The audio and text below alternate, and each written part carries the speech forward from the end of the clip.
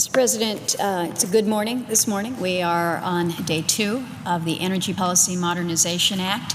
We took up yesterday a broad bipartisan energy bill for the first time in more than 8 years. I think that was a good moment for us. It was an important step. It is the beginning of a series of steps that we will take to modernizing our nation's energy as well as our mineral policies. I'm hopeful that we're going to have a good day of debate today.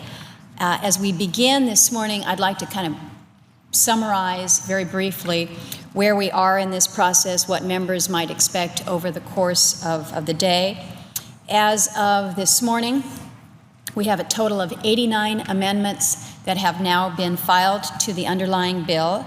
We're already starting to process those amendments. We recognize that some will go by voice vote, some will, of course, need roll call votes, and others simply will not be voted at all. Right now, we do have 6 amendments pending before the body. We have amendment number 2963, which I have offered, which improves a provision in the underlying bill related to reliability impact statements. We have amendment 2968 from Senator Shaheen, to clarify a definition for the term smart manufacturing that is contained within the underlying bill.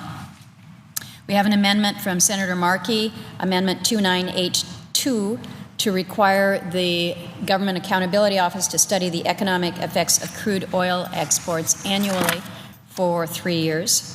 We have an amendment from Senator Barrasso, Amendment 3017, to establish a prize for technologies that can separate carbon dioxide molecules from dilute sources such as ambient air. At noon, we are scheduled to proceed to a roll call vote on amendment number 3021 to promote research into nuclear energy. There's a strong list of members that are supporting this amendment, Senators Crapo and Risch from Idaho, along with Senator Whitehouse of Rhode Island, Senator Booker of New Jersey, Senator Hatch of Utah, and Senators Kirk and Durbin from Illinois. So a good bipartisan mix of senators from around the country coming together to promote nuclear research with this amendment. At 1:45, we will proceed to Amendment 2965. This has been introduced by Senator Schatz, and it would increase the authorized funding levels for ARPA-E in the underlying energy bill. Senator Cantwell and I are both working with our staffs to reach agreement on any additional amendments that can be brought up for votes today. We'll try to keep members apprised as to what they can expect. I think both of us are hopeful that we will see more votes added to the list that I have just described. We may have one as early as 11:30, but that has not yet been worked out. But the option, of course, for more amendments in the afternoon if members are willing to stick with us on this. I mentioned yesterday, just in terms of some housekeeping details, and it's worth repeating today, I would urge members, don't wait to file your amendments. Get your amendments in so that we can be looking at them and trying to assess where they might fit in terms of how we handle and process them. I think the earlier you are able to file these amendments, the greater the likelihood that you will see a vote on them.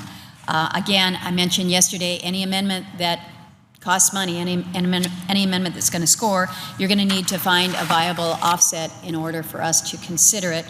And then further, if it is a measure that would result in a blue slip because it involves a tax provision, a tax amendment, know that that's just something that we can't consider. Before I make some comments about some individuals, I want to make a few more brief words about the bill itself, this broad bipartisan Energy Policy Modernization Act. I mentioned yesterday we have a total of 5 titles within the bill, and we didn't just construct them for organizational purposes. They really represent some very important themes in our policies within these areas. The first title is efficiency. And when you think about the importance of efficiency in the energy sector, it's a critical component. We should always be looking for ways that we can save energy. It's just smart. It's smart from a cost perspective. It's smart from just being a good steward perspective. It's just smart all the way around. It helps our businesses and our families save money. It makes our resources last longer. It's good for our environment. Efficiency is just good overall. Infrastructure is our second title. Typically, when we think about infrastructure, we think about the roads, we think about the bridges. But our energy infrastructure is so key, it's so integral to the daily operation, commerce that goes on around us when we're talking about energy infrastructure. And it may be the big infrastructure, like you think of when you think of the Hoover Dam, but it's also the electric wires, it's also the pipelines. It is the whole infrastructure package. And we've got a responsibility to keep our infrastructure in good shape so that we can reliably and safely transport energy from the place where it's produced to the place where it's needed. I joke sometimes, I say, you know, it's frustrating because sometimes you feel that there isn't as much education about energy and understanding our energy and our energy resources and how they work as much as we would like.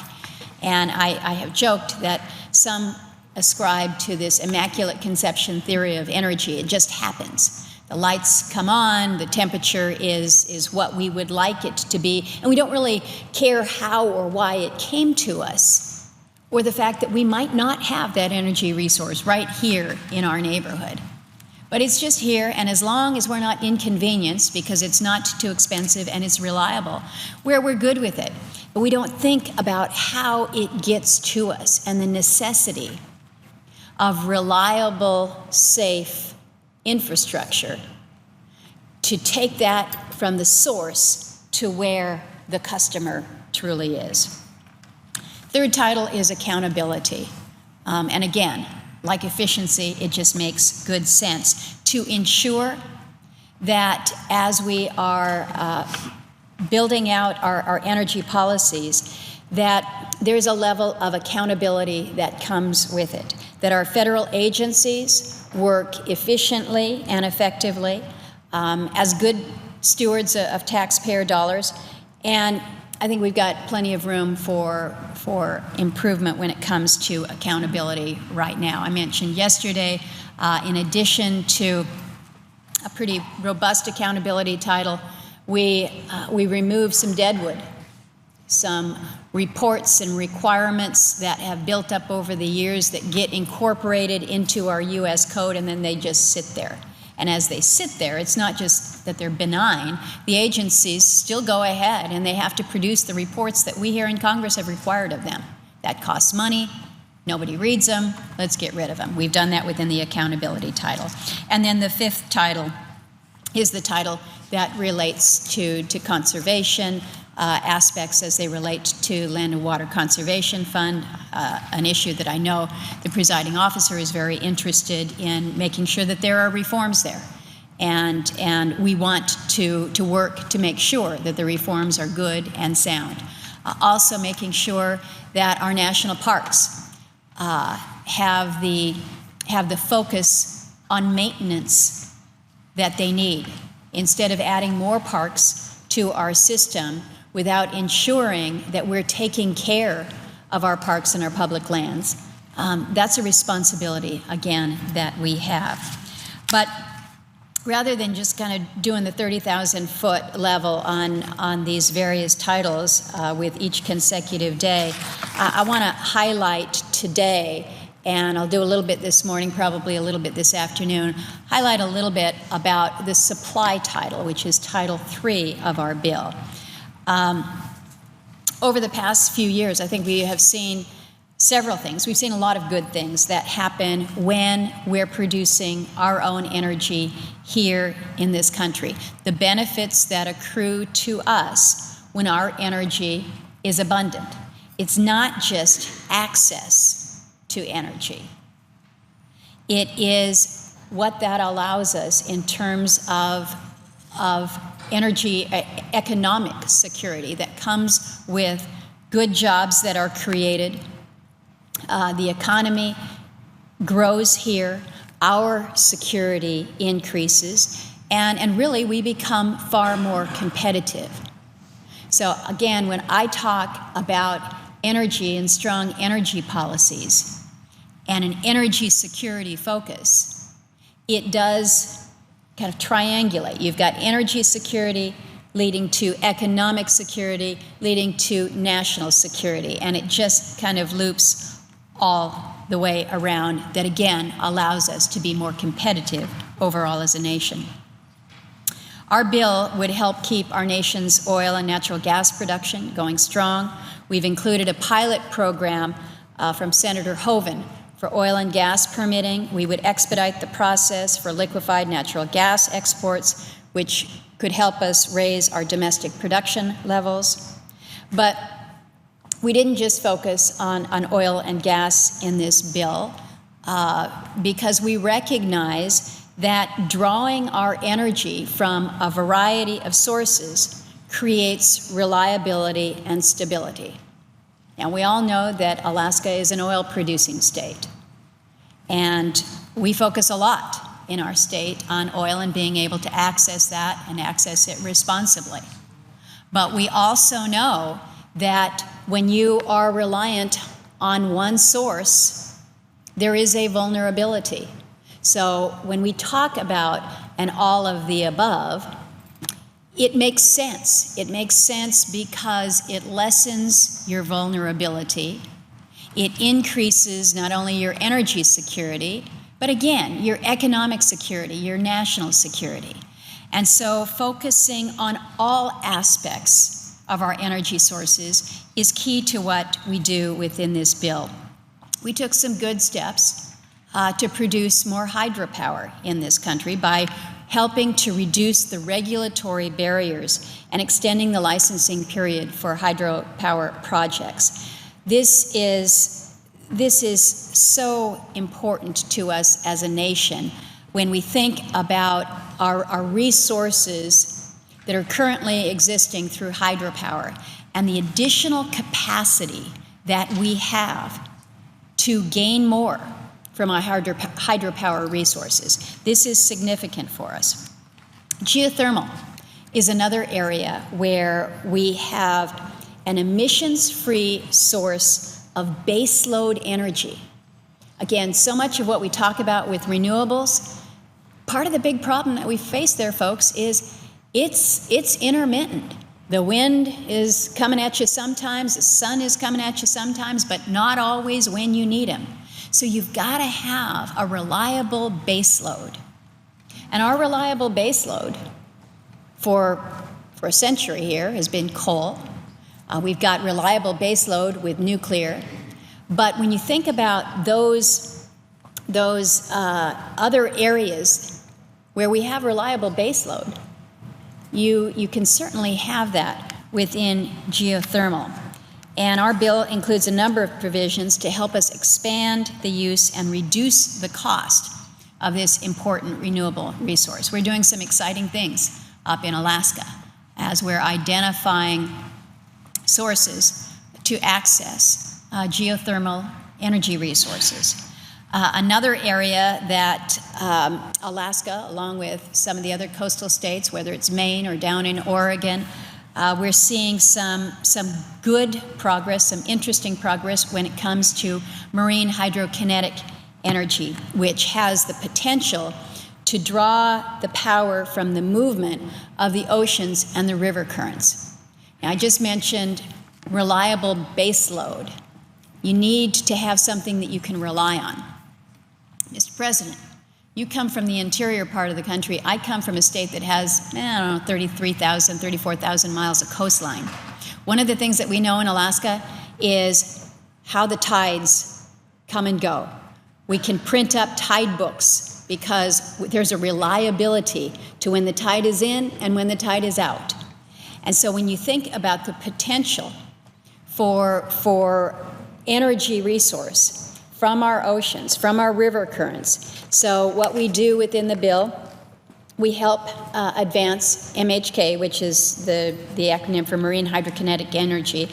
We kind of help move it out of its infancy and focus the DOE on some pretty critical research areas. We also have a great subtitle on minerals.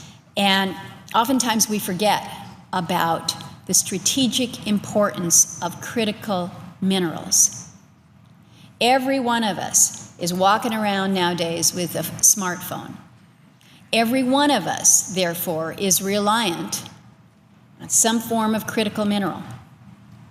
Those that want to advance the energy future in the direction of renewables, well, in order for you to have that wind turbine, you're going to need some of the elements that come from the earth that are those critical minerals that allow us to really build out our technologies. Minerals are really the foundation of our modern society, and we need them for everything, like I said, from our smartphones to our military assets. And yet, despite this importance, we've really failed, I think, as policymakers to focus on mineral security. We haven't been thinking about it. We've been talking a lot about, we don't want to be reliant on oil. We don't want to be reliant on OPEC. And so we're going to work to address that. Well, in the meantime, we've taken our eye off the ball when it comes to mineral security. We now import 100% of 19 separate mineral commodities and more than 50% of some 24 additional commodities. And this is happening despite the growing importance of these minerals in really our everyday lives, and despite what we have here in this country, which is a world-class mineral base. I think that when we talk about energy security, and again, making sure that we're able to produce more here to reduce our vulnerability, energy security also needs to include that mineral security. We've also got provisions to promote our domestic supply of helium. A lot of people don't think about that in the energy space. To promote nuclear power, particularly our advanced nuclear power, to help promote a strong energy workforce.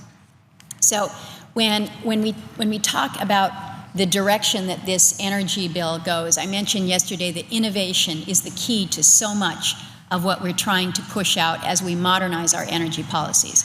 But as important as innovation is, supply is a case where more really is better.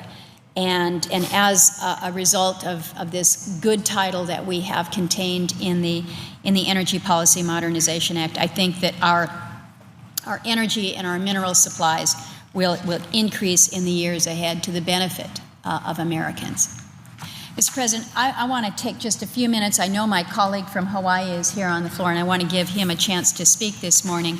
But the leader mentioned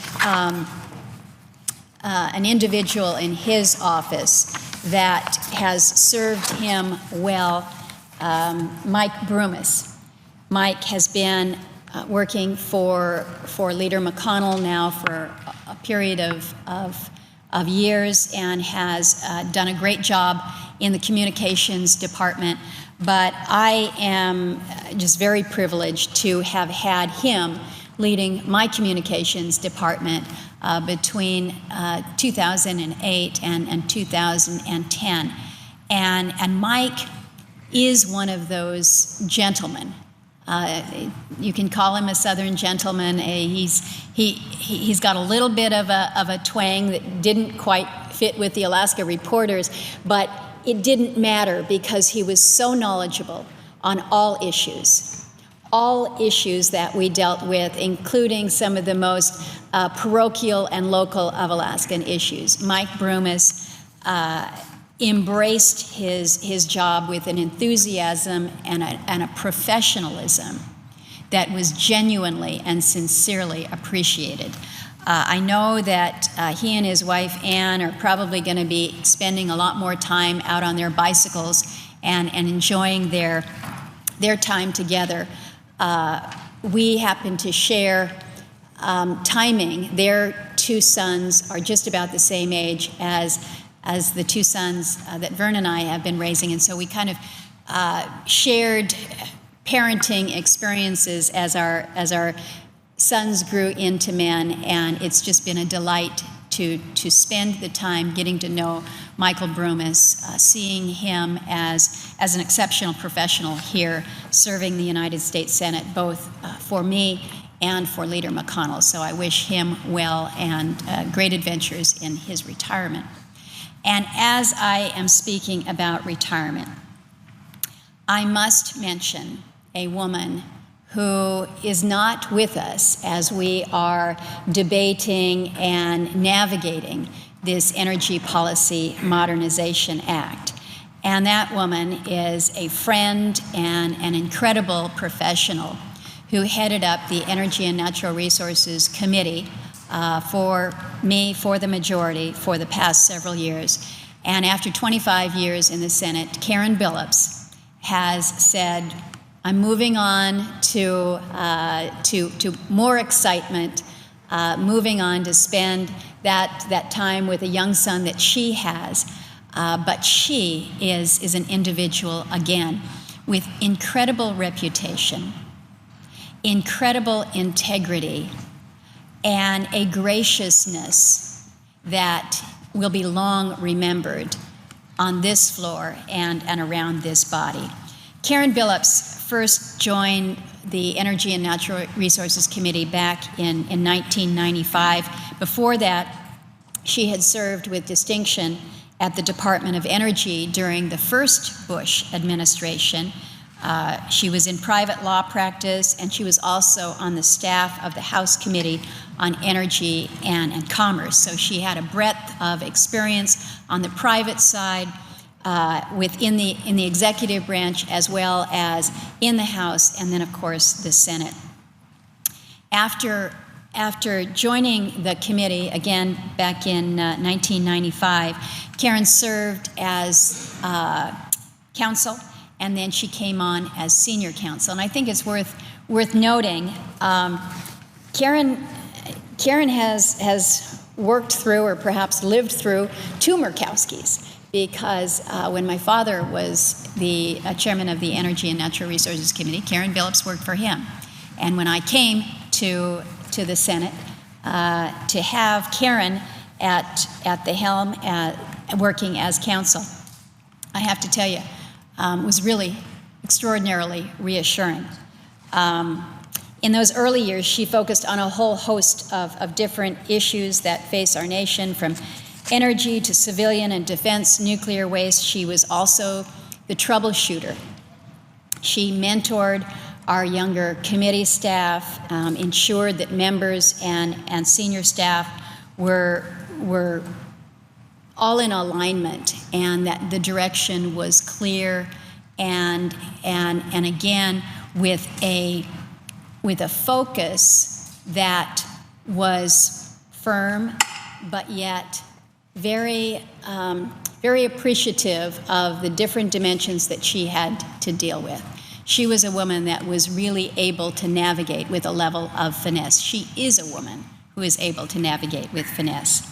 After her service in the private sector, Karen came back as Deputy Chief Counsel in 2003, and I was very grateful when she accepted a promotion to be my chief counsel in 2009, and then in 2013, she agreed to step up to serve as my staff director, and had been in that capacity until we concluded the end of 2015. But I think it's so important to acknowledge what Karen not only lent to the committee, to me, to my office, but to the many, many on the floor who worked with her on energy issues. Karen really set a standard for excellence and achievement, and she worked tirelessly, truly tirelessly, to improve our policies, to upgrade, to improve our nation's energy, resource, lands, and forestry policies. You might say that she was a policy wonk, but you didn't get that impression from her, because she did it with a genuineness and a passion that clearly showed. She steered a wide range of legislation into law, everything from boundary adjustments to help the economies of small western towns, to the landmark Energy Policy Act of 2005. And then as we wrapped up last year, how she was able to pull together the end-of-year omnibus with the energy pieces that we had attached to that, the transportation bill that had an energy title that had come over from the House side, and how we navigated that, the tax extenders. She worked in a way that, again, was quiet and amenable, but again, firm and effective. And in many ways, her work continues today through this bipartisan energy bill and the other legislation that she guided to introduction. What we're seeing today has been so much the assistance, the mastermind, if you will, of Karen Billups.